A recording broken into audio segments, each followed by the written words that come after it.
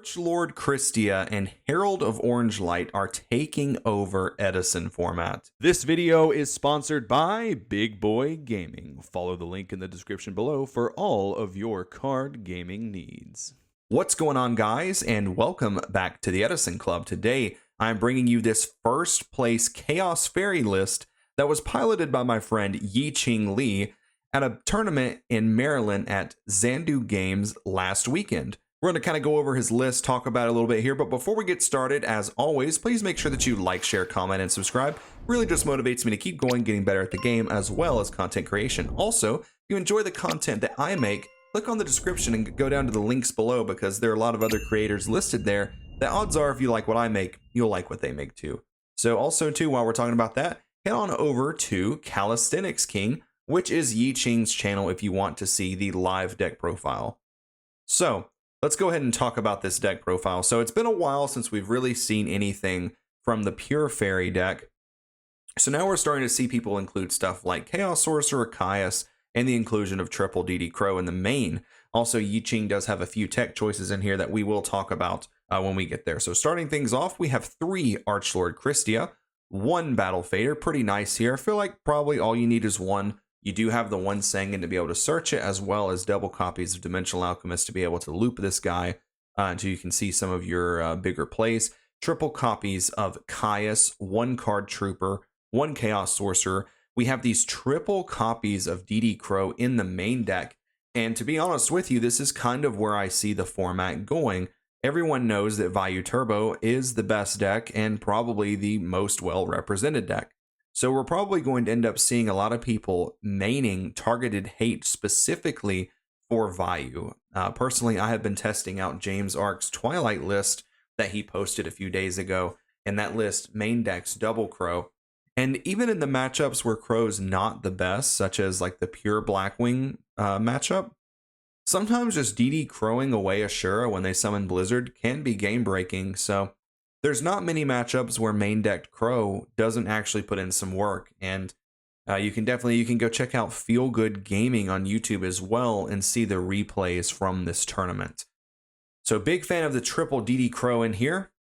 Next up, we have triple DD Warrior Lady, 2 copies of Dimensional Alchemist, 1 copy of Gores, 3 copies of Herald of Orange Light. This card is definitely starting to pick up and see a lot of play in the format. From the return of fairies, and also Christia Sworn being on the uprise. One recently topped last weekend's RBET, so a lot of orange lights everywhere. 2 copies of Honest, 2 copies of Nova Summoner, 1 Sanguine, and triple Shining Angel, 1 Tragodia. Spell cards, we have 1 Allure, 1 Brain Control, 1 Heavy Storm, 1 Mind Control, 1 Mystical Space Typhoon. We have this 1 main decked Nobleman of Crossout.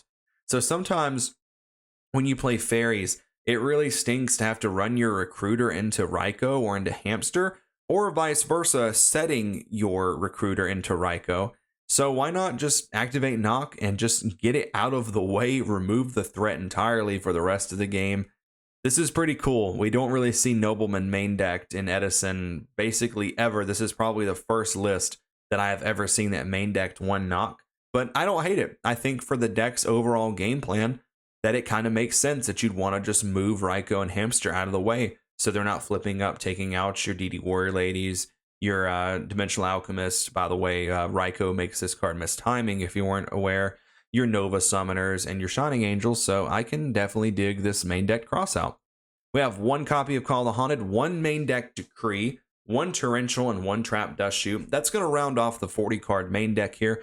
Going to go ahead and jump into the side deck. We have 1 Consecrated Light. This deck can definitely get away with it because this deck already trashes Blackwings as it is. And you technically have 6 copies of Consecrated Light. I guess really more 7 if you count Sanguine, because you can float from Angel into this guy as well as Nova Summoner. So very cool being able to take full advantage of Consecrated Light. We have 2 copies of Cyber Dragon, 2 copies of My Body as a Shield. Another kind of weakness of fairies sometimes can be Icarus attack. This card just takes that away, makes it not hurt you. We have the 2nd Nobleman of Crossout, 2 copies of Soul Release, 2 copies of Bottomless Trap Hole, 2 copies of Pulling the Rug, the 2nd Royal Decree in the side deck, and 2 copies of Royal Oppression. We'll go over the extra deck. It's not very important, but we have 2 Fortress Dragon, 1 Cataster, 1 Armory Arm, 1 Black Rose, 1 Armed Wing, 1 Brianak, 1 Colossal, 1 Dark End, 1 Flamvel, 1 Gaia Knight, 1 Goyo, 1 Android, 1 Mistworm, and 1 Stardust Dragon. The first place winner of this tournament, which was obviously Yicheng, took home a super rare Trap Dust Shoot.